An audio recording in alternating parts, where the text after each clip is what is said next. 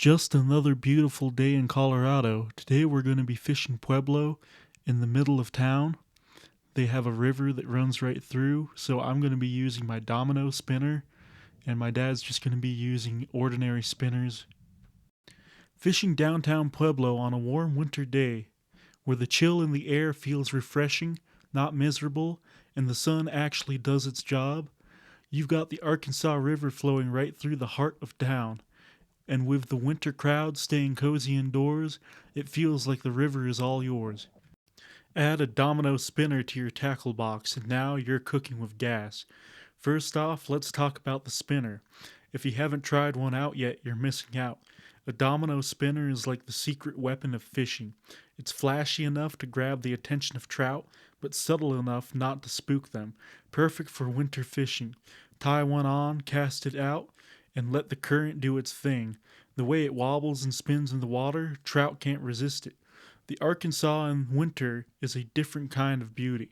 The water is clear and cold, and on a warm day, you can actually see the fish hanging out in the deeper pools. There is something ridiculously satisfying about spotting a trout, tossing your spinner in just the right spot, and watching it dart over to strike. It's like a game of strategy and patience, kind of like chess, but way more fun. And let's not forget the location.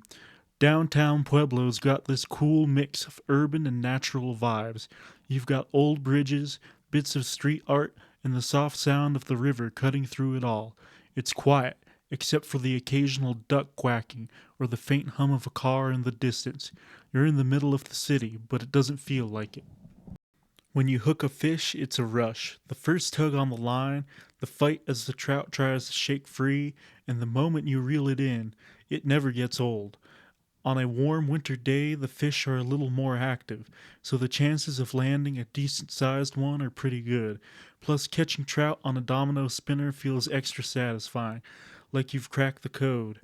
The best part? It's just a good time. No stress, no pressure, just you, the river, and your tackle box. Warm winter days are a gift, and spending them fishing downtown is a no-brainer. Whether you're out there for the catch or just to soak up some fun and fresh air, it's hard to beat. By the end of the day, you'll head home with tired arms, maybe a trout or two, and the kind of contentment that only a good day of fishing can bring.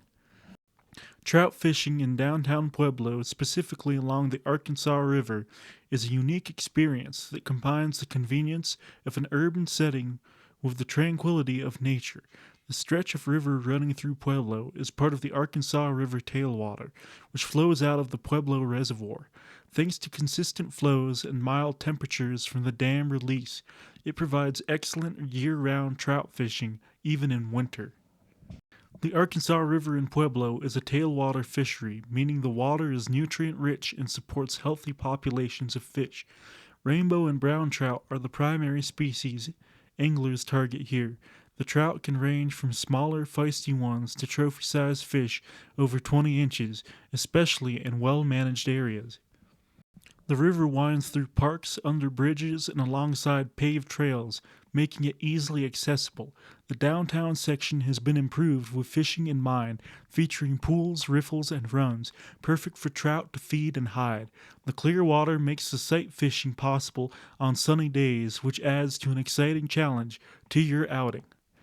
For gear, a medium or light action spinning rod works well. For most anglers, if you're fly fishing, a 9-foot 5-weight rod is versatile for this water. Popular lures include spinners like panther martins or rooster tails and small crankbaits that mimic bait fish. Fly anglers often have success with nymphs, midges, and small streamers, especially during hatches. In winter, trout are less aggressive but still hungry. Slow presentations are key. Using light line, 4 to 6 pound test, or tippets 5x or 6x for fly anglers increases your chances since the water is clear and trout can be picky. Winter is an underrated time to fish downtown Pueblo. The crowds thin out and the cooler weather means the trout are less pressured.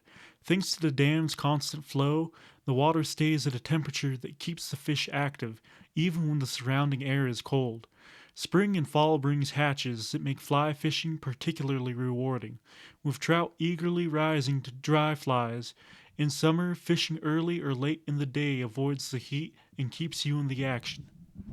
Pueblo, Colorado has a story as deep and winding as the rivers that flow through it.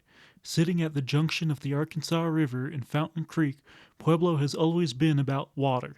These rivers gave life to the land long before it became a city, and they've shaped its history in ways you can still feel today. Before Pueblo was even a dot on a map, the area was home to indigenous peoples, including the Ute, Cheyenne, and Arapaho tribes. The rivers were lifelines, providing water, food, and fertile land for these communities. Then came the trappers, traders, and settlers. By the mid 1800s, the Arkansas River was part of the border between Mexico and the United States, and the land around Pueblo was a meeting place for cultures. One of the first settlements was El Pueblo, a trading post established in the 1840s along the Arkansas. It was a rough and tumble place where fur trappers, traders, and Native Americans came to barter. The post didn't last long. It was abandoned after a violent raid, but it set the stage for Pueblo's beginnings. Fast forward to the late 19th century, and Pueblo had transformed into an industrial powerhouse. Thanks to the rivers, the city had access to water and transportation, which were key for industry.